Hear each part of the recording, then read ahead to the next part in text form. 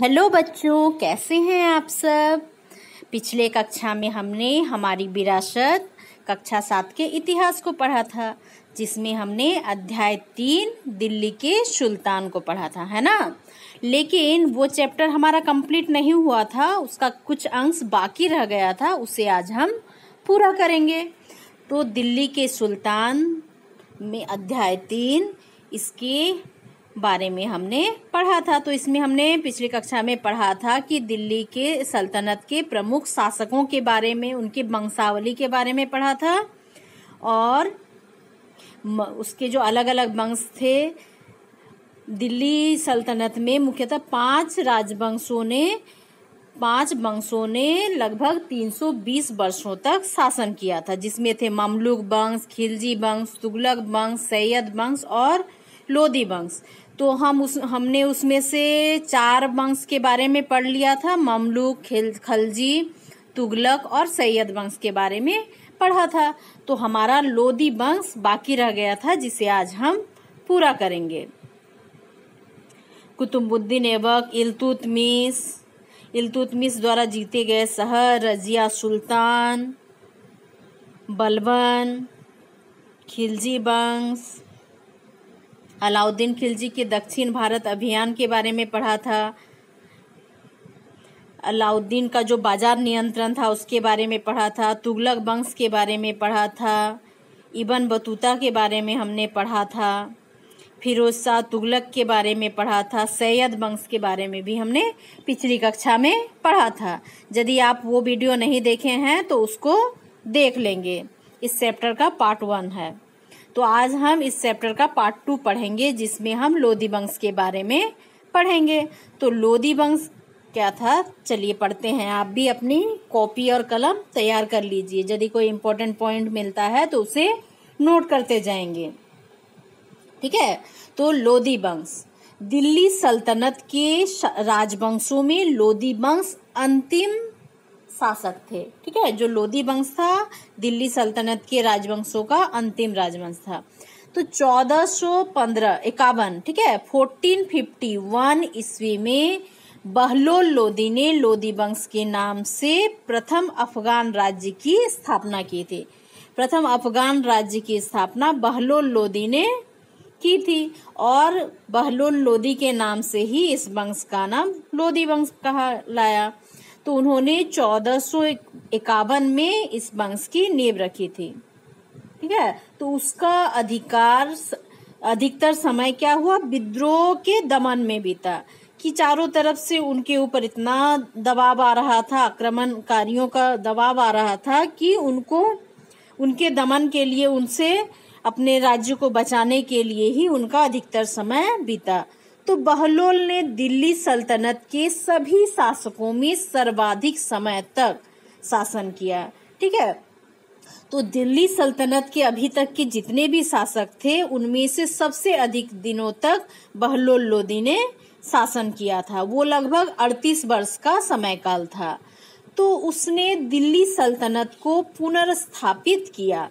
दिल्ली सल्तनत को और ज्यादा उन्होंने क्या किया, शक्तिशाली बनाया। जौनपुर का दिल्ली सल्तनत में विलय उसकी सबसे बड़ी उपलब्धि थी। तो उन्होंने क्या किया, जो जौनपुर था उसको दिल्ली सल्तनत में मिला दिया, ठीक है। तो उनकी ये सबसे बड़ी उपलब्धि थी, और उनका शासनकाल भी काफी बड़ा था। उन्होंने अपने शासनकाल में बहुत सारे युद्ध लड़े और अपने जो सल्तनत था उसको सुरक्षा प्रदान किया, ठीक है। तो बहलोल लोदी के बाद उस वंश के अगले शासक थे सिकंदर लोदी, ठीक है। तो सिकंदर लोदी का मूल नाम था निजाम खां, ठीक है। उनका क्या नाम था, मूल निजाम खां। बहलोल लोदी की मृत्यु के बाद 1489 ईस्वी में, ठीक है, दिल्ली का सुल्तान बना। तो जब बहलोल लोदी की मृत्यु हुई उसके बाद 1489 में सिकंदर लोदी दिल्ली का सुल्तान बना, दिल्ली का राजा बना। उसने सीमा विस्तार के साथ आर्थिक सुधारों पर भी जोर दिया। उसने भी क्या किया, अपने सीमाओं का विस्तार किया, दिल्ली सल्तनत का विस्तार किया, लेकिन विस्तार के साथ साथ जो आर्थिक क्षेत्र थे उनमें भी काफी सुधार किया। भूमि की माप के लिए गज ए सिकंदरी नामक प्रमाणिक माप प्रारंभ किया। तो क्या है, ये सब भूमि जो थे उसके कर का प्रमुख साधन थे, जिससे उसके राजस्व में वृद्धि हो सकती थी। तो इसलिए उसने इस क्षेत्रों को और अधिक अच्छा करने का प्रयास किया और ज्यादा उन्नत करने के प्रयास किया, जिसके लिए जो कृषि भूमि के जो माप थी उसका एक प्रमाणिक माप का भी उसने ही प्रारंभ किया, जिसे गजे सिकंदरी के नाम से जाना जाता है, जिसमें 39 खाने थे और यह मुगल काल तक प्रचलित रहा। और ये जो उनके द्वारा प्रारंभ किया गया था अफगान शासक सिकंदर लोदी के द्वारा, ये मुगल काल तक वही माप चलता रहा। कौन माप? गजे सिकंदरी।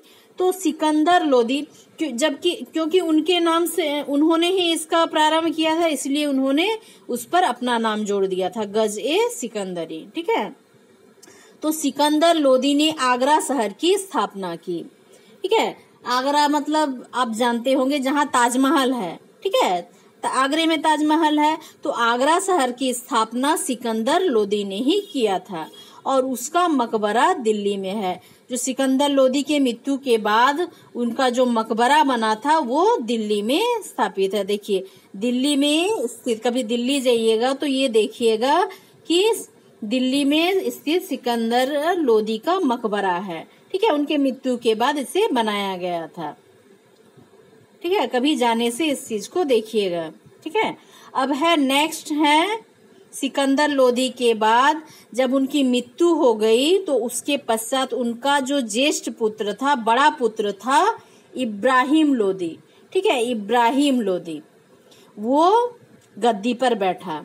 ठीक है, जो सिकंदर लोदी थे उनके बाद दिल्ली सल्तनत का अगला सुल्तान बना इब्राहिम लोदी, जो सिकंदर लोदी का बड़ा बेटा था।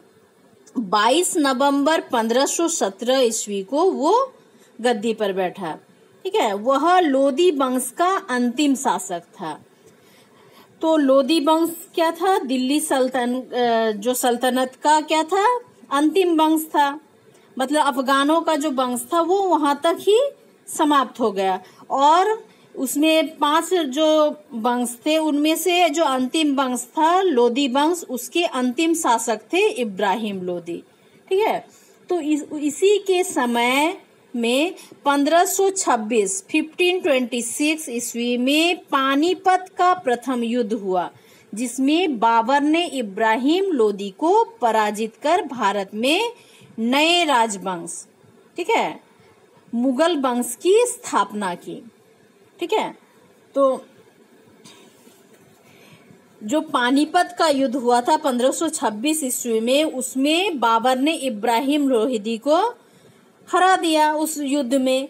और इस युद्ध में पराजित होने के बाद दिल्ली सल्तनत में लोदी वंश का अंत हो गया और उसके स्थान पर किस वंश का उदय हुआ? मुगल वंश का उदय हुआ। ठीक है, मुगल वंश का उदय हुआ मतलब जो भी आक्रमणकारी बाहर से भारत में आते थे, यहाँ पर शासन करते थे और शासन करके यहाँ के लोगों का शोषण भी करते थे। और उसके बाद जो भी आते थे, जैसे ये अफगानों का शासन था।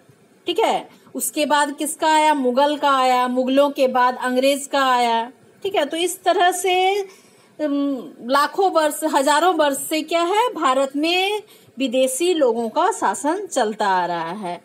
तो जैसे ही ये वंश का समाप्त हुआ तो दिल्ली सल्तनत के जो अंतिम शासक थे वे थे इब्राहिम लोदी, उनको बाबर ने हरा दिया। अब नेक्स्ट जो राजवंश आएगा वो मुगल वंश आएगा और इसे आप अगले अध्याय में विस्तृत रूप से पढ़ेंगे।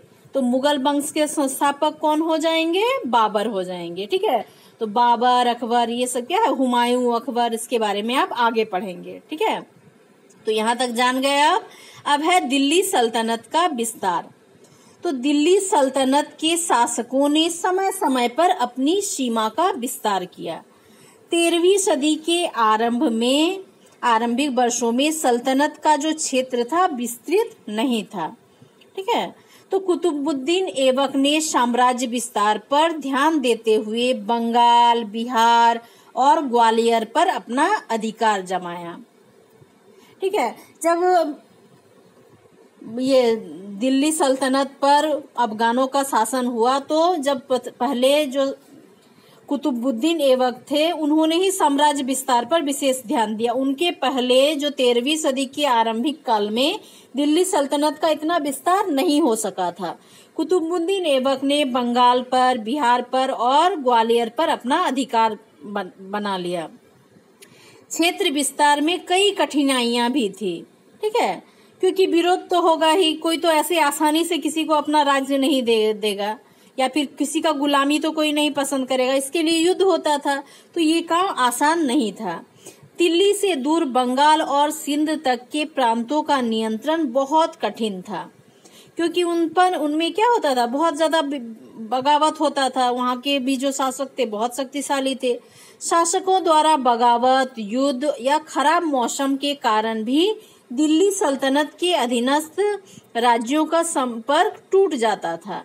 क्या था, बहुत सारे कारण थे। प्राकृतिक कारण कुछ थे, कुछ मानवीय कारण भी थे कि शासक द्वारा बगावत किया जाता था, युद्ध या फिर मौसम खराब होने के कारण भी दिल्ली सल्तनत के साथ जो उसके अधीनस्थ जो जिन पर उन्होंने अपना कब्जा जमा लिया वैसे राज्यों का जो था संपर्क टूट जाता था, जिसके कारण क्या है, वे अपने को स्वतंत्र समझने लगते थे और उन पर उनकी पकड़ कमजोर होने लगी थी। अफगानिस्तान की ओर से हमला होने की आशंका भी बनी रहती थी। बाद के दिनों में साम्राज्य का विस्तार मुख्य रूप से गियासुद्दीन बलबन, अलाउद्दीन खिलजी और मोहम्मद बिन तुगलक के शासनकाल में देखने को मिलता है। ठीक है, और बाद के जो काल आए जिसमें गयासुद्दीन बलबन आए, अलाउद्दीन खिलजी, मोहम्मद बिन तुगलक, इन्होंने क्या किया, अपने शासन काल में क्या किया, साम्राज्य का काफी विस्तार किया। तो सल्तनत काल में आरिज या सैन्य विभाग की स्थापना सर्वप्रथम बलबन ने की थी। उसने आंतरिक विद्रोहों का जो दमन किया बलपूर्वक किया। जो राज्य के अंदर से जो विद्रोह हुआ उसको भी बहुत सख्ती से दबा दिया। अलाउद्दीन खिलजी के समय दिल्ली सल्तनत का प्रसार दक्षिण भारत तक हो गया था। आपने चित्र में भी ऊपर देखा कि भारत के मानचित्र में दिखाया गया था कि दक्षिण भारत में किस तरह अलाउद्दीन खिलजी का प्रसार हुआ था। अलाउद्दीन की दक्षिण विजय का श्रेय मलिक काफूर को जाता है। किसे जाता है? मलिक काफूर को। जो उसकी दक्षिण विजय थी उसका श्रेय मलिक काफूर को जाता है। तो उसने देवगिरी, तेलंगाना, द्वार समुद्र व पांड्य में सुल्तान को जीत दिलाई थी। ठीक है, तो इस तरह से उन्होंने काफी सहायता की थी किसकी? अलाउद्दीन खिलजी को उनके राज्य विस्तार के लिए। किसने? मलिक काफूर ने। आगे चलकर मोहम्मद बिन तुगलक ने भी उत्तरी और दक्षिणी भारत के मध्य प्रशासनिक और सांस्कृतिक एकता स्थापित करने का प्रयास किया। ठीक है, तो सिर्फ क्या है, प्रशासनिक अधिकार करने के लिए वहाँ की जो सांस्कृतिक क्षेत्र है उसको भी जानना या फिर उस पर पकड़ बनाना ज्यादा जरूरी था, क्योंकि उसके बिना वो अपना प्रसार अधिक अच्छे से नहीं कर सकते हैं। दिल्ली सल्तनत के सेनाओं की शुरुआती व्यवस्था अपेक्षाकृत कमजोर थी। जो दिल्ली सल्तनत के राजाओं के जो सुल्तानों के जो सेना थे उसकी जो व्यवस्था थी वो क्या थी, इतनी ज्यादा अच्छी नहीं थी। अगर 150 वर्ष बाद मोहम्मद तुगलक के राज्यकाल के अंत तक इस उपमहाद्वीप का एक विशाल क्षेत्र इसके युद्ध अभियान के अंतर्गत आ चुका था। ठीक है, मोहम्मद बिन तुगलक के क्या किया था, वो जो भारतीय जो उपमहाद्वीप है उसका बहुत बड़ा क्षेत्र अपने अभियान में शामिल कर लिया था। इसके शत्रुओं की सेनाओं को परास्त किया और शहरों पर कब्जा कर लिया। उसने क्या किया, जितने भी शत्रु थे जो उसके विरोधी थे, उसको क्या किया, युद्ध करके परास्त कर दिया और उन पर कब्जा कर लिया। इसके सूबेदार और प्रशासक मुकदमों में फैसले सुनाते थे और साथ ही किसानों से कर वसूलते थे। ठीक है, प्रशासनिक मामलों में या फिर मुकदमों में अपना फैसला सुनाते थे और उनका जो खर्च था वो चलाने के लिए क्या करते थे, कर वसूलते थे। सल्तनत काल में इतने विशाल क्षेत्र पर नियंत्रण और प्रभाव कैसे रखा जाता होगा। ठीक है, तो ये भी सोचने का विषय है। तो देखते हैं किस तरह से रखा जाता होगा। तो 12वीं सदी के आखिरी दशक में कुब्बत उल इस्लाम मस्जिद तथा उसकी मीनारें बनी। यह जामा मस्जिद दिल्ली के सुल्तानों द्वारा बसाए गए सबसे प्रथम शहर में स्थित है।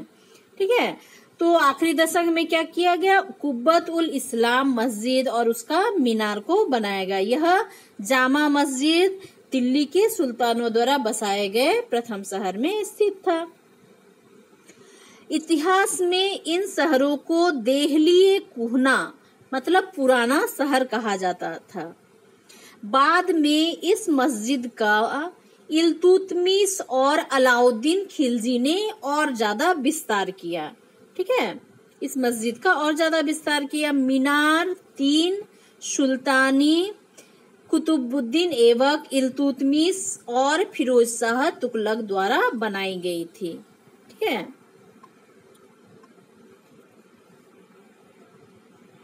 तो उस जो दिल्ली के सुल्तानों के काल में भी बहुत सारे स्मारक इस तरह से बनाए जाते हैं जो आज भी विद्यमान है, उसे आज भी देखा जा सकता है।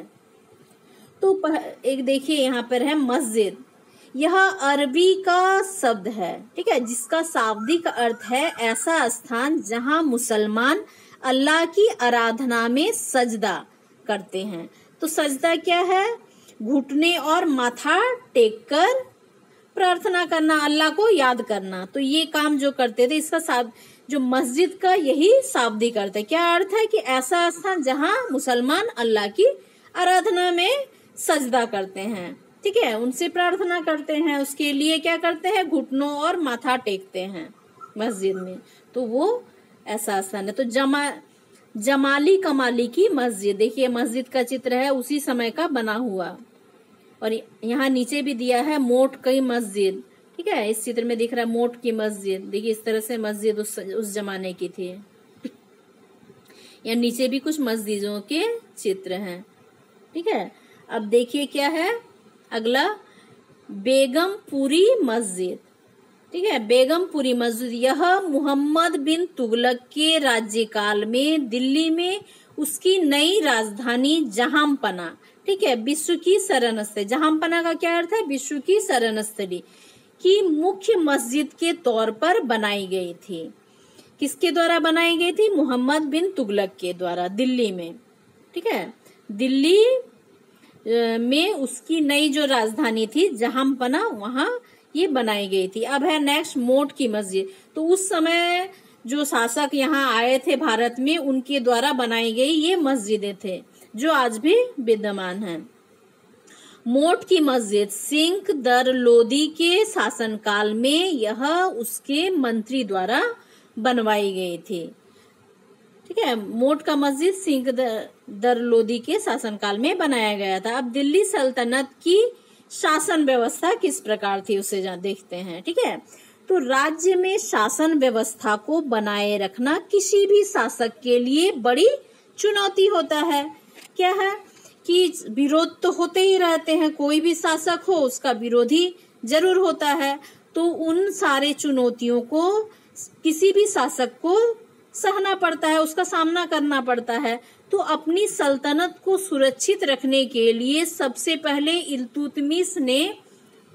इल्तुतमिश ने सामंतों और जमींदारों के स्थान पर अपने विशेष गुलामों को सूबेदार नियुक्त किया। इससे पहले क्या होते थे, सामंत होते थे, जमींदार होते थे, लेकिन इल्तुतमिश ने क्या किया कि इन सामंतों और जमींदारों के स्थान पर विशेष गुलामों को सूबेदार नियुक्त किया। उनके जो गुलाम होते थे उनको सूबेदार बना दिया।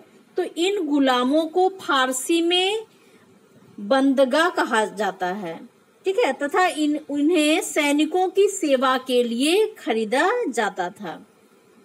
इनको खरीदा, गुलामों को खरीद बिक्री होती थी प्राचीन काल में, तो सैनिकों की सेवा करने के लिए गुलामों को खरीदा जाता था। सल्तनत की सुरक्षा और स्थायित्व सैनिक शक्ति पर निर्भर होने के कारण सुल्तानों ने राजस्व का अधिकांश भाग सेना पर खर्च किया, क्योंकि सेना का मजबूत होना बहुत आवश्यक है, और सेना जितनी शक्तिशाली होगी साम्राज्य का भी उतना विस्तार होगा, क्योंकि अपने साम्राज्य के रक्षा के लिए और विस्तार के लिए सैनिक बल होना, शक्तिशाली होना किसी भी सुल्तान के लिए बहुत आवश्यक था। इसलिए अपने सेना की शक्ति को बढ़ाने के लिए सेना पर अपने राजस्व का अधिकांश भाग सुल्तान खर्च कर देते थे। सल्तनत के प्रारंभिक काल में प्रांतों का स्वरूप निश्चित नहीं था, ठीक है, प्रांतों का जो स्वरूप था वो निश्चित नहीं था। अविजित या अर्ध विजित क्षेत्रों को अमीरों में बांट दिया जाता था। इन अमीरों का कार्य उन क्षेत्रों को जीतकर उन पर नियंत्रण स्थापित करना था। उनके क्षेत्रों को इक्ता और अमीरों को मुक्ति कहा जाता था। उनके क्षेत्रों को क्या कहा जाता था, इक्ता, और अमीरों को क्या कहा जाता था, मुक्ति कहा जाता था। कुछ क्षेत्रों को क्या किया जाता था, अमीरों के बीच बांट दिया जाता था। अमीरों को मुक्ति कहा जाता था और उन क्षेत्रों को इक्ता कहा जाता था। जब सल्तनत में स्थायित्व होने लगा तब सुल्तान स्वयं नए क्षेत्रों को जीतते थे, और जो क्षेत्र वे जीतते थे विजित प्रदेशों को क्षेत्रों में विभाजित करके उन पर अमीरों को नियुक्त करते थे। अमीरों को वहां नियुक्त किया जाता था, अमीरों मतलब मुक्ति को। सुल्तान इन अमीरों को एक क्षेत्र से दूसरे क्षेत्र में स्थानांतरित भी करते थे, मतलब उनका ट्रांसफर भी करते थे। कभी किसी क्षेत्र में उनको नियुक्त किया जाता था, कभी फिर दूसरे क्षेत्र में नियुक्त किया जाता था। 14वीं शताब्दी में प्रांतों को उपखंडों में विभाजित किया गया, जिन्हें सिख कहा जाता था, ठीक है। 14वीं शताब्दी में क्या किया गया, प्रांत जो होते थे उनको भी और खंड में विभाजित किया गया और उनको सिख कहा जाता था। इनका मुख्य अधिकारी सिकदार था, और इनका अधिकारी क्या था, प्रमुख कौन था, सिकदार। कुछ समय बाद सिखों को परगना उपखंड में विभाजित किया गया, जो कई गांवों का समूह होता था। उसके बाद क्या किया गया, सिखों को, जो प्रांतों का उपखंड सिख होता था, और सिखों को परगना के उपखंड में फिर बांटा गया, और जो कई गांवों का समूह होता था। कुछ गांवों के समूह मिलाकर उसको क्या किया गया, सिखों को भी बांट दिया गया समूह में, परगना में। जब सल्तनत का पतन होने लगा तब सिख को सरदार तथा परगने को सिख कहा जाने लगा। सिख को क्या कहा जाने लगा, सरकार, तथा परगने को सिख कहा जाने लगा। मतलब जो परगना पहले सिख था, क्या परगना में बटा हुआ था, छोटे छोटे परगना में, लेकिन जब सल्तनत का पतन हो गया उस समय जो सिख थे उसको सरकार कहा गया और परगने को सिख कहा गया। परगना महत्वपूर्ण प्रशासनिक इकाई थी, क्योंकि इस स्तर पर प्रशासन और जनता के बीच नजदीक का संघर्ष, जो संबंध होता था, काफी नजदीक का होता था,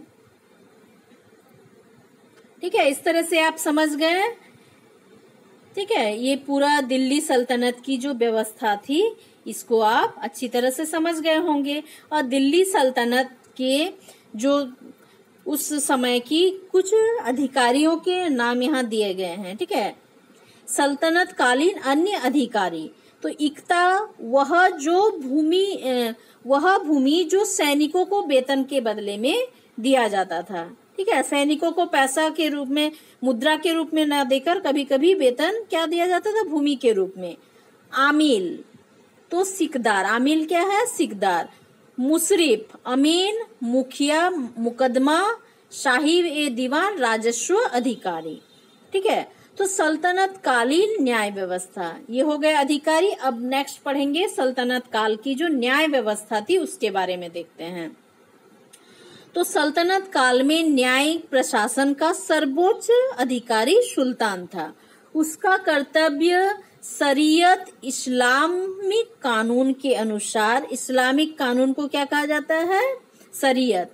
तो शरीयत के अनुसार न्याय का संपादन करना था। तो जो सल्तनत काल था तब उस समय क्या था? न्याय क्या था? न्याय प्रशासन का सर्वोच्च अधिकारी कौन होता था? सुल्तान। मतलब वहां का जो राजा होता था वो उसको सुल्तान कहा जाता था। तो न्याय व्यवस्था का प्रमुख कौन होता था? सुल्तान होता था। और उसकी सहायता के लिए दीवाने कजा, ठीक है, सुल्तान की सहायता कौन करते थे? दीवाने कजा, मतलब मुख्य न्यायाधीश। ठीक है, दीवाने कजा मुख्य न्यायाधीश होते थे जो सुल्तान की सहायता करते थे। सरकारी कर्मचारियों के विरुद्ध शिकायतों की सुनवाई के लिए वह दीवाने मुजालिम से के न्यायालय में बैठता था। ठीक है, यदि कोई सरकारी कर्मचारी है, राजा सुल्तान का कर्मचारी है और उसके विरुद्ध कोई शिकायत आए तो उसकी सुनवाई दीवाने मजालिम करता था। ठीक है, और यह अदालत सप्ताह में 2 बार लगती थी और मुख्य काजी उसकी सहायता करते थे। दीवाने मजालिम की सहायता कौन करते थे? काजी करते थे। ठीक है, तो इस तरह से हो गया। शरीयत क्या है? इस्लामिक कानून है। इस्लामिक कानून के अनुसार सर्वोच्च अधिकारी कौन है? सुल्तान है। सुल्तान की सहायता कौन करता है? मुख्य न्यायाधीश, मतलब दीवाने कजा। और यदि कर्मचारियों के खिलाफ कोई मुकदमा होगा तो उसका सुनवाई करता है दीवाने मजालिम। ठीक है, इसे आप 2-3 बार रिपीट करके देखेंगे तो ये समझ जाएंगे। साधारण रूप से जो दीवानी या फौजदारी मुकदमा होते थे, जो दीवानी या फौजदारी मामले होते थे, उसमें निर्णय कौन लेता था? काजीए मुमालिक। ठीक है, काजीए मुमालिक या मुख्य जो काजी होते थे वे दीवानी और फौजदारी मामलों में सुनवाई करते थे। और दीवानी फौजदारी मामला क्या है वो आप सिविक्स में पढ़ेंगे, नागरिक शास्त्र में पढ़ेंगे। ठीक है, तो प्रांतों तथा नगरों में काजी नियुक्त किए जाते थे। और काजी क्या होते थे? काजी या मुफ्ती का जो पद होता था वो वंशानुगत होता था। मतलब जो काजी होगा उसका पुत्र ही नेक्स्ट काजी या मुफ्ती बनेगा। तो न्यायालय में कानून की व्यवस्था करने के लिए विधि विशेषज्ञ व मुफ्ती होते थे। जो नियमों को जानने वाले जो होते थे उसको मुफ्ती कहा जाता था। दंड विधान बहुत ही कठोर था। तो किस तरह का दंड दिया जाता था? कभी कभी मृत्यु दंड दिया जाता था, कभी कभी अंग विच्छेद। अंग विच्छेद मतलब किसी शरीर के किसी अंगों को काटने का आदेश, जैसे एक हाथ काट दिया जाए, पैरों को काट दिया जाए, आंख निकाल दिया जाए। तो इस तरह की सजा उस समय होती थी। तो जैसा अपराध होगा उसी के अनुसार सजा दी जाती थी। अब देखिए दिल्ली सल्तनत का झारखंड पर प्रभाव। तो खिलजी वंश के समय झारखंड दिल्ली सल्तनत के संपर्क में आया। 1206 ईस्वी में बख्तियार खिलजी ने झारखंड के रास्ते नदिया जो पश्चिम बंगाल में है, ठीक है, पर आक्रमण किया। तो जो बख्तियार खिलजी थे उन्होंने 1206 ईस्वी में झारखंड के रास्ते होते हुए बंगाल पर आक्रमण किया। तो नदिया में आक्रमण के समय बख्तियार खिलजी ने बनारस पिठोरिया मार्ग का अनुसरण किया था। बंगाल विजय में झारखंड के जनजातियों को जंगल साफ करने एवं तीरंदाजी के लिए शाही लश्कर में शामिल किया गया था। तो जो बख्तियार खिलजी का सैन्य था तो उसमें कुछ झारखंड के जनजातियों को भी शामिल किया गया था, जिनसे जंगल साफ करने का या फिर तीरंदाजी के लिए शाही लश्कर में शामिल किया गया था। ठीक है, तीर के साथ, मतलब तीर धनुष क्या है? झारखंड का हथियार, झारखंडियों का हथियार क्या होता है? तीर धनुष होता था। तो इसी कारण से उनको अपने सैन्य में शामिल किया गया था। किसके द्वारा? बख्तियार खिलजी के द्वारा। बंगाल में जब विजय प्राप्त करना था, बंगाल विजय के समय जब वे झारखंड के रास्ते जा रहे थे, तो उन्होंने जनजातियों को भी अपने में शामिल किया। इल्तुतमिश और बलबन के शासन काल में झारखंड में नागवंशी राजा हरिकन प्रभावशाली एवं शक्तिशाली राजा था। ठीक है, जिस समय इल्तुतमिश और बलबन का शासनकाल था, उस समय झारखंड में नागवंशी राजा, ठीक है, हरिकन का प्रभावशाली, हरिकन क्या था उस समय? एक शक्तिशाली राजा था जो झारखंड में शासन कर रहा था। ठीक है, किसके शासनकाल में? इल्तुतमिश और बलबन के समय। तो इसके शासन काल में झारखंड में दिल्ली सल्तनत का कोई विशेष प्रभाव नहीं पड़ा। मतलब नागवंशी जब राजा थे हरिकन, तो उस समय झारखंड पर दिल्ली सल्तनत कोई प्रभाव नहीं डाल सकी। तुगलक वंश, मतलब इल्तुतमिश और बलबन मतलब ममलूक वंश, है ना। तुगलक वंश के शासक मोहम्मद बिन तुगलक के सेनापति मालिक बयां हजारीबाग क्षेत्र में चाई चापा तक आ पहुंचा था। लेकिन उसके बाद जब तुगलक वंश आया, ममलूक वंश के बाद, तब क्या था, उनका जो सेनापति था तुगलक, मोहम्मद बिन तुगलक का मलिक बयां, वो हजारीबाग जो झारखंड का क्षेत्र है, झारखंड के क्षेत्र में चाई चापा तक पहुंच गया था। जनरा नामक संथाल सरदार राजा चाड़, ठीक है, मतलब चाड़ मतलब किले में रहता था। ठीक है, किला मतलब राजा का जो गढ़ होता था। तो उस समय क्या था, जनरा नामक एक संथाल सरदार था। वह सेना के आगमन की सूचना पाकर किला छोड़कर भाग गया। ठीक है, जैसे ही उसने सुना कि मोहम्मद बिन तुगलक का सेना आ रहा है, वो किला छोड़कर भाग गया। उन्होंने बिहार शरीफ, तत्कालीन उदंतपुरी को राजधानी बनाया था। यह मखदूम शाह एवं बीबी कमालो मतलब फिरदौसी सिलसिला के समकालीन थे। ठीक है, पलामू में इनकी हत्या कर दी गई। इनके सबको उदंतपुरी लाकर पीर पहाड़ी में दफनाया गया। फिरोज शाह तुगलक के समय बंगाल के शमयुद्दीन इलियास शाह ने एक बड़ी भूमि जीतकर हजारीबाग के सतगांव में अपनी राजधानी बनाई थी। ठीक है, फिरोज शाह तुगलक ने कहाँ पर राजधानी बनाई थी? हजारीबाग के सतगांव में। दिल्ली के तुगलक वंश, लोदी वंश के शासनकाल में सतगांव से आगे नहीं बढ़ सके थे। सतगांव, हजारीबाग के सतवांग ने तो फिरोज शाह तुगलक ने अपनी राजधानी बना ली थी, लेकिन उससे आगे तुगलक वंश या लोदी वंश उससे आगे नहीं बढ़ सके थे। क्यों? क्योंकि उस समय झारखंड में एक शक्तिशाली वंश था, जो शक्तिशाली वंश का राज था, जो थे नागवंशी। ठीक है, और उन्होंने उन शासकों को, उन सुल्तानों को कड़ी टक्कर दी, जिसके कारण वे सतगांव से आगे और नहीं बढ़ सके। ठीक है, आगे देखिए भू नियंत्रण मतलब कृषि व्यवस्था। तो दिल्ली सल्तनत काल में कृषि की व्यवस्था कैसी थी उसके बारे में देखिए। दिल्ली सल्तनत की एक प्रमुख उपलब्धि कृषि से होने वाली आय तथा उससे संबंधित राजस्व व्यवस्था थी। तो कृषि से उनको अच्छा खासा राजस्व प्राप्त होता था, जिससे उनकी जो सैन्य शक्ति थी और ज्यादा मजबूत होती थी। तो इस काल अवधि में सामान्यतः जमीन को 3 भागों में विभाजित किया गया था।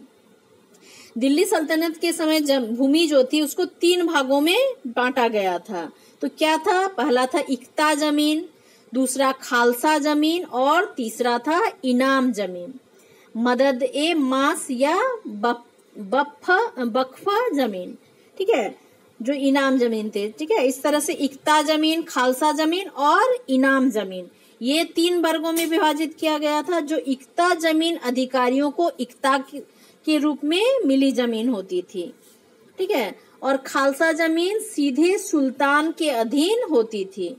और जो खालसा जमीन थी वो क्या थी? सुल्तान के अधीन जो जमीन थी, और जहां का राजस्व दरबार तथा राज्य के अन्य खर्च चलने के लिए प्रयुक्त होता था। बफ्फा जमीन धार्मिक व्यक्ति तथा संस्थाओं को दी जाती थी। और जो बफ्फा जमीन थी वो किसको दी जाती थी? धार्मिक खर्च के लिए, मतलब इनाम जमीन धार्मिक व्यक्तियों को या धार्मिक संस्था को दी जाती थी। तो जो पहले स्तर का जमीन था, इक्ता जमीन, वो क्या था, अधिकारियों को इक्ता के रूप में दिया जाता था, और जो खालसा जमीन थी वो सुल्तान का होता था, और जो इनाम जमीन थी वो धार्मिक स्थलों के लिए होता था। तो किसानों को बालाहार कहा जाता था। क्या कहा जाता था? बालाहार, बालाहार। तो उसे उपज का 1/3 तथा कई बार आधा हिस्सा भू राजस्व के रूप में देना पड़ता था। तो किसानों को जो अपना उपज था उसका 1/3 या फिर आधा हिस्सा सुल्तान को देना पड़ता था कर के रूप में। तो इससे किसानों की जो स्थिति थी काफी दयनीय हो गई थी। मुकदमा तथा छोटे जो जमींदार थे साधारणतः किसानों का शोषण करते थे। तो यदि अपने उपज का कोई आधा हिस्सा भू राजस्व में सुल्तान को दे दे तो क्या होगा, उसका जो आधा हिस्सा होगा उसका तो अपना संसार चलाने में ही भी दिक्कत होगा, और ऊपर से जो जमींदार होते थे वे किसानों का बहुत ज्यादा शोषण करते थे। मतलब हर काल में किसानों को ऊपर बहुत ज्यादा शोषण किया गया।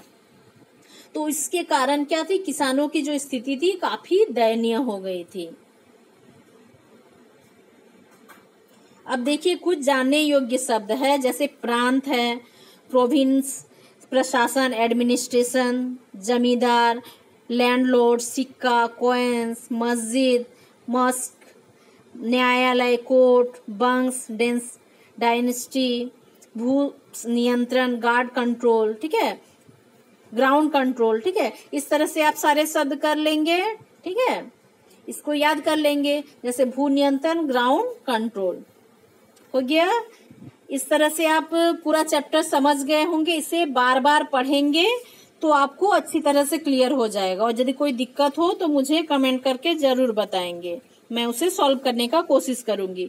लेकिन यदि आपका कोई पिछला चैप्टर छूट गया है या फिर आने वाले चैप्टर आपको चाहिए तो ये चैनल को आप सब्सक्राइब कर लेंगे, जिससे आपको सारे चैप्टर प्राप्त हो जाएंगे। तो यदि आप चैप्टर को अच्छे से समझ गए हैं तो इसका जो क्वेश्चन आंसर है ये आपका आसानी से बन जाएगा। जैसे यहाँ कुछ प्रश्न है, 1 नंबर में है रिक्त स्थानों की पूर्ति करें, तो क में है दिल्ली सल्तनत के अंतर्गत डैश वंशों ने डैश वर्षों तक शासन किया। तो पहला का क्या होगा, 5 वंशों ने 320 वर्षों तक शासन किया, ठीक है। ख में है दिल्ली सल्तनत की पहली महिला शासिका डैश थी, कौन थी, रजिया सुल्तान थी, जो इल्तुतमिश की बेटी थी। ग नंबर अलाउद्दीन खिलजी ने दक्षिण विजय का श्रेय किसको जाता है, मलिक काफूर को जाता है, ठीक है, जो आप ऊपर पढ़ चुके हैं। इसके बाद है घोड़े दागने की प्रथा डैश ने शुरू की थी, अलाउद्दीन खिलजी ने शुरू की थी। अंग नंबर आगरा शहर की स्थापना किसने की थी, सिकंदर लोदी ने की थी, ठीक है। ये सारा क्वेश्चन आप कर लेंगे। आगे है कुछ मिलान है, मतलब शासकों का नाम दिया है और उसके वंश के साथ मिलान करना है। इधर शासक है, इधर राजवंश है। तो बलबन क्या थे, बलबन ममलूक, ठीक है। बलबन किस वंश के थे, ममलूक वंश। उसके बाद है अलाउद्दीन, अलाउद्दीन किस वंश के थे, खिलजी वंश के। इसके बाद है ख्रीज खां किस वंश के थे, सैयद, ठीक है। और इब्राहिम किस वंश के थे, लोदी वंश के। और मोहम्मद बिन क्या किस वंश के थे, तुगलक वंश के थे, ठीक है। ये सारा मिलान कर लेंगे इस तरह से आप। अब आगे देखिए क्या है, कुछ प्रश्न है जिसका उत्तर संक्षेप में देना है। तो दिल्ली को राजधानी बनाने वाला पहला सुल्तान कौन था, दिल्ली को अपनी राजधानी वाला पहला सुल्तान था इल्तुतमिश।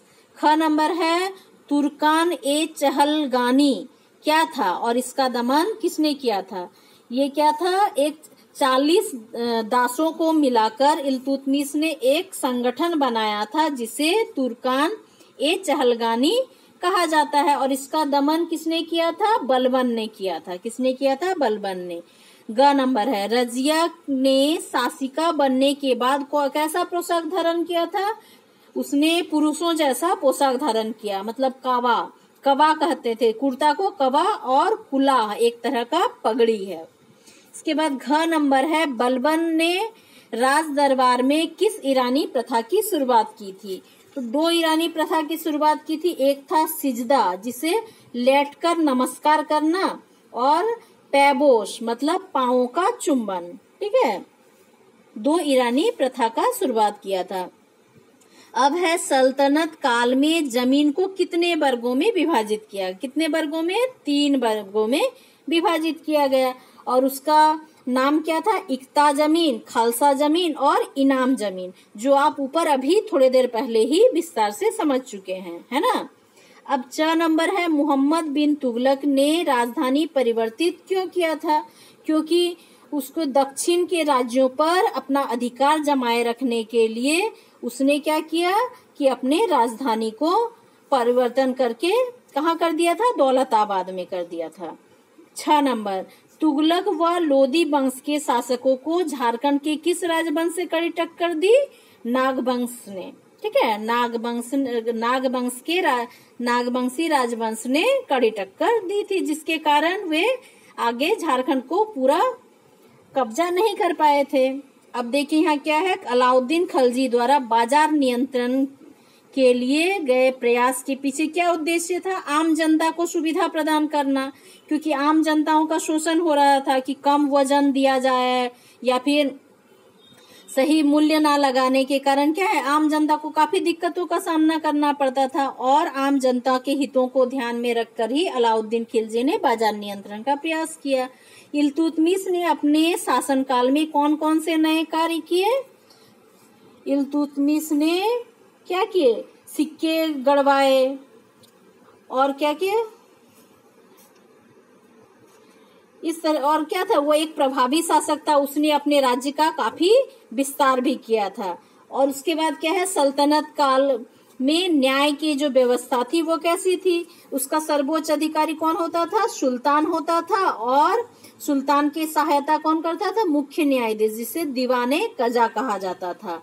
और कुछ जो सरकारी कर्मचारियों के विरुद्ध यदि कोई मामला आता था तो उसका मुकदमा कौन करता था? दीवाने मजालिम। और उसकी सहायता कौन करता था? काजी। और दीवानी या फौजदारी मामले का निर्णय कौन करता था? काजी मुमालिक। ठीक है, काजी मुमालिक करता था दीवानी मामलों का निर्णय। और जो मुक्ति होते थे वे न्याय विषय के विशेषज्ञ होते थे। और जो काजी और मुक्ति होते थे वे उनका जो पद होता था वो वंशानुगत होता था, मतलब पिता के बाद उनका पुत्र बनता था काजी या मुक्ति। और उस समय की जो न्याय व्यवस्था थी बहुत ज्यादा कठोर थी, मतलब उसमें उस समय अपराध के अनुसार सजा दिया जाता था, जैसे मृत्युदंड हुआ, अंगभंग मतलब अंग विच्छेद, मतलब क्या था कि किसी का हाथ कटवा दिया जाता था अपराध के सजा के रूप में, किसी का पैर कटवा दिया, किसी की आंखें निकाल दी जाती थी। इस तरह की सजा व्यवस्था उस समय थी। ठीक है, तो न्याय जो व्यवस्था थी काफी कठोर थी। तो इस तरह से आप पूरा चैप्टर समझ गए होंगे। इसे और अच्छे से समझने का कोशिश करेंगे, जिसके लिए आप इसको 2-3 बार रिपीट करके पढ़ेंगे तो ये आपको अच्छे से क्लियर हो जाएगा। ठीक है, और ये समझ जाएंगे। फिर भी दिक्कत हो तो मुझसे जरूर कहेंगे। तो आज के लिए इतना ही, आप पढ़ते रहिए। थैंक